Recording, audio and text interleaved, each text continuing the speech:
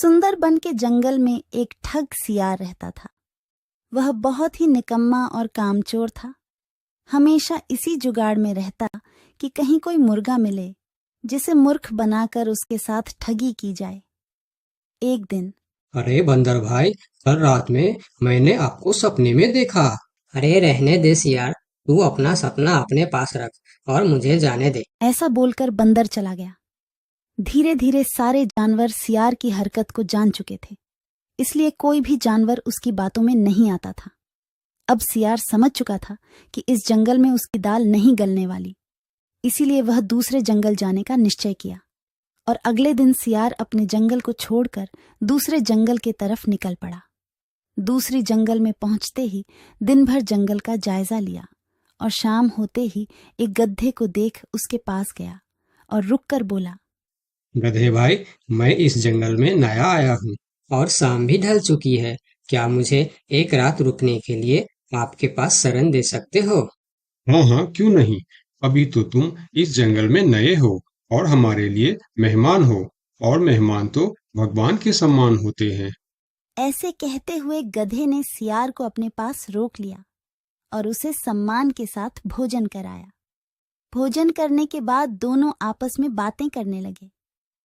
सियार ने गधे से बोला, अरे गधा भाई, इस जंगल में पीपल के पेड़ के पास एक तालाब है, जानते हो उसके बारे में? हाँ हाँ, पीपल के पास एक तालाब है। वह तालाब कीचड़ से भरा पड़ा हुआ है। उसका पानी भी बहुत गंदा हो चुका है। यहाँ का कोई भी जानवर उसका पानी नहीं पीता है। सियार ने अपनी आवाज को धीमा करते हुए बोला, क्या तुम जानते हो, वह सोने चांदी का तालाब है। उसके अंदर ढेर सारा सोना और चांदी छुपा है और उस तालाब का मालिक मैं ही हूँ। सियार का बात सुन गधे ने चौंक के बोला, ये तुम क्या बोल रहे हो सियार भाई? तालाब भी कहीं सोने और चांदी का होता है? मैं भी ऐसे ही सोच रहा था। मुझे भी इस तालाब के बारे में कोई जानकारी नहीं था, लेकिन कुछ ही दिन पहले मेरे पिताजी मरने से पहले सारे संपत्ति मेरे नाम की। उसमें यह तालाब भी है और आज मैं अपनी संपत्ति देखने के लिए ही यहाँ पर आया हूँ। यकीन नहीं होता तो यह थैली में देख लो, जो मैंने अभी इस तालाब से निकाला है। सोने के गहने निकालकर गधे को दिखाया, जो उसे ठगने के लिए उसने अपने साथ लेकर आया था। गहने को देखकर गधे को सियार के बात पर विश्वास हो गया और बोला, अरे हाँ, ये तो सचमुच सोने चांदी का है। तब तो तुम बड़े ही भाग्यशाली हो, इसलिए तुम्हारे पास ये सोना चांदी का तालाब है। अब सियार मन ही मन खुश हो रहा था। उसे तो इसी बात का इंतजार था। गधा भाई, मुझे इस संपत्ति से कोई भी लालच नहीं है। मेरे पास मेरे जंगल में और बहुत सारे संपत्ति है, जो मेरे पिताजी ने मेरे लिए छोड़कर गए हैं। मैं तो यहाँ तालाब बेचने के लिए आया था। सोचता हूँ तुम भले जानवर दिखते हो, क्यों ना तुमको ही यह सब बेच दूं। मुझे, यानी यह सोने का तालाब मेरा हो जाएगा और मैं इस तालाब का मालिक बन जाऊंगा। बेचारा भोला भाला गदहा सियार की चिकनी चुपड़ी बातों में बहुत आसानी से आ गया और गधा सियार से सोने का तालाब खरीदने को तैयार हो गया। दोनों के बीच 4 सिक्कों का सौदा तय हुआ। ठीक है सियार भाई, मैं अभी जाकर हिरन के पास से 4 सिक्का लेकर आता हूँ। मेरे पास अपना घर न होने के कारण मैं अपनी सारी कमाई हिरन के पास ही रखता हूँ, और जब भी मुझे जरूरत पड़ता है मैं उससे ले लेता हूँ। ठीक है गधे भाई, लेकिन ध्यान से, जंगल में किसी को इस बात का पता नहीं चलना चाहिए, वरना जंगल के सारे जानवर मेरे पीछे ही पड़ जाएंगे।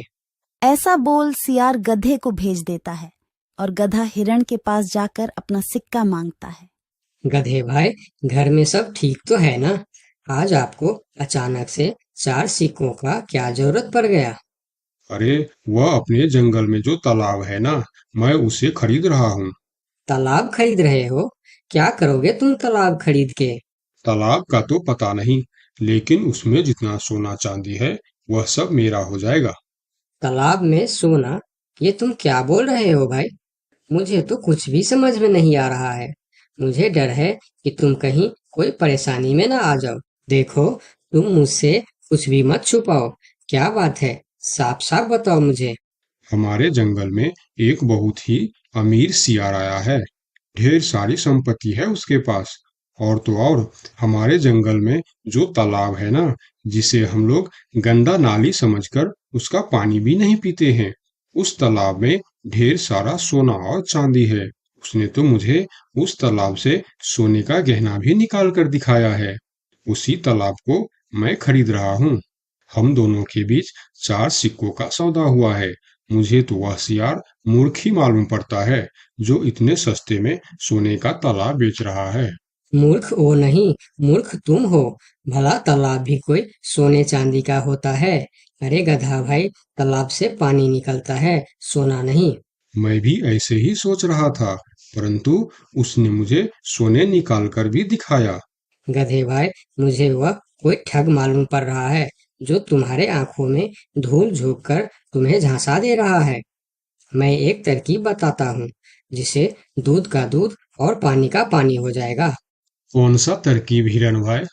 तुम ऐसा करो, उस सियार से बोलो कि मेरा हिरन भाई ने कहा है कि लिखा पढ़ी होगा तभी मैं उसे 4 सिक्का दूंगा, और अगर बिना लिखा पढ़ी से ही काम हो जाता है तो मैं सिर्फ एक ही सिक्का दूंगा।